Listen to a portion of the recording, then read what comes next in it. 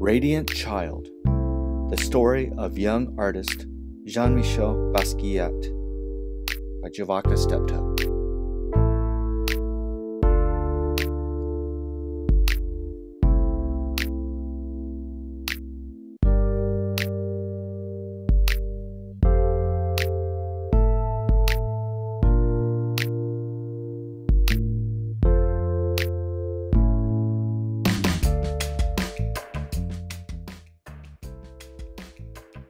Somewhere in Brooklyn, between hearts that thump, double dutch, and hopscotch, and salty mouths that slurp sweet ice, a little boy dreams of being a famous artist.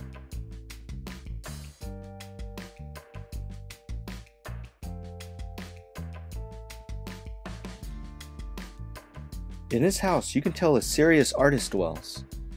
As he sits at a table with pencils scattered everywhere, Jean-Michel draws from morning until night with a serious face amid a storm of papers. He refuses to sleep until he has created a masterpiece.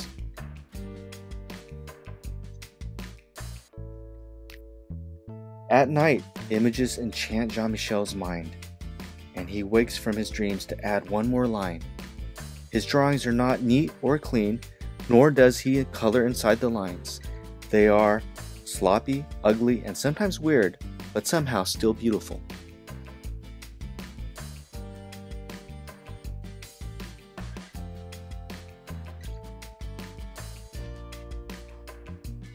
His art comes from his mother, Matilde, a Puerto Rican woman who designs and sews, cooks and cleans, and makes the house look like a stylish magazine. But most important, she lies on the floor and draws with Jean-Michel on his father's old work papers.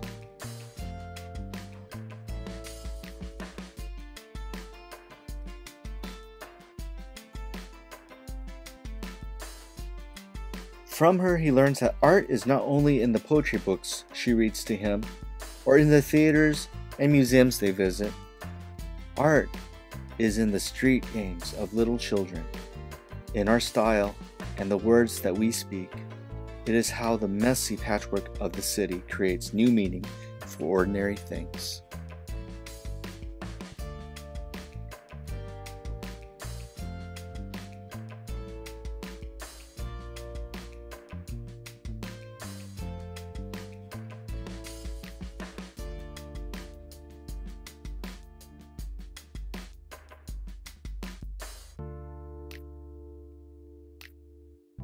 While visiting the museum, they look at his favorite works of art. Reading the story behind each artist, reading the story behind each work. This is how Jean-Michel learns what it means to be a famous artist.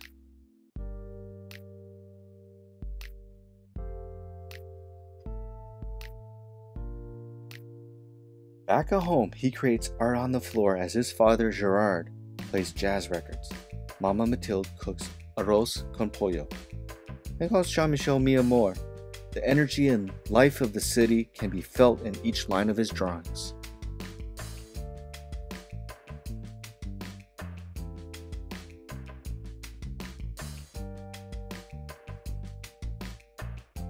As time goes by, Jean-Michel learns that art has a healing power.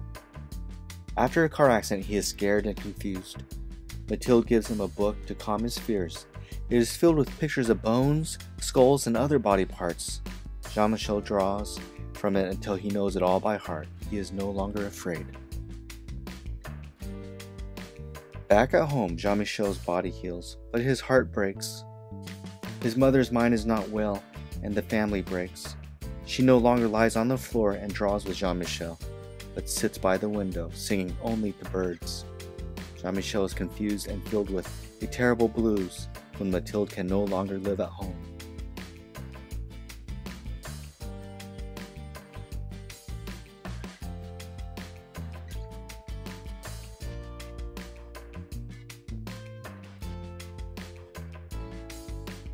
He tries drawing the terrible out of his blues, but things are not the same. As Jean-Michel grows older, he visits his mother when he can, always bringing his artwork to show, telling her that one day it will be in a museum. when I am a famous artist.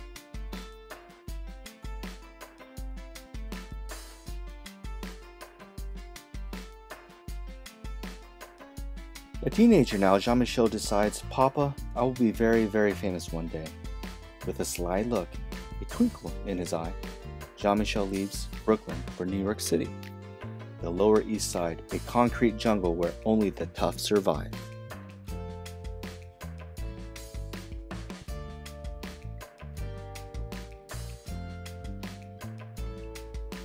During the day, dressed in a green jumpsuit, splattered with paint, Jean-Michel stays with friends, sleeping on couches and floors, leaving a barrage of collages and poem-filled papers everywhere he goes. At night, Jean-Michel spray paints the walls downtown with poems and drawings that catch the eye of artists, gallery goers, and passers-by. Under his art, he signs the name Samo instead of Jean-Michel. Everybody wants to know who is Samo.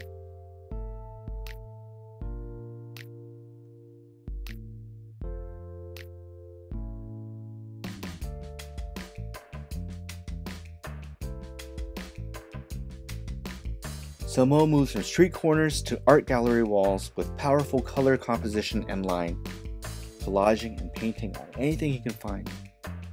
His art is still not neat or clean, and definitely not inside the lines, but somehow still beautiful.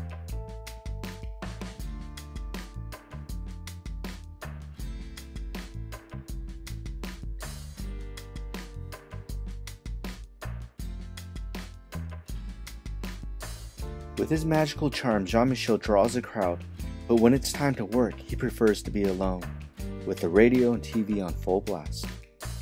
Now in expensive suits splattered with paint, he flips through stacks of magazines and open books and paints into the night, and sometimes for days at a time while sounds and images jump into his head. Jean-Michel, an artist among artists, never doubts one line, creating from a soundtrack that is all his own. People describe him as radiant, wild, a genius child, but in his heart he is king, so he draws crowns for himself and others he admires.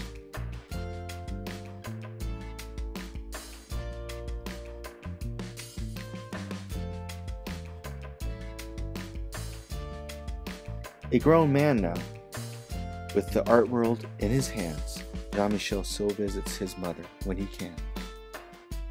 And at his most important shows, above all the critics, fans, and artists he admires, the place of honor is his mother's, a queen on a throne. He is now a famous artist.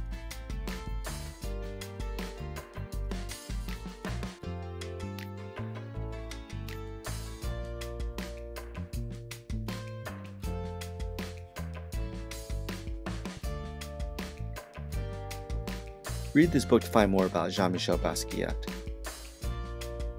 one of the most influential artists of modern time.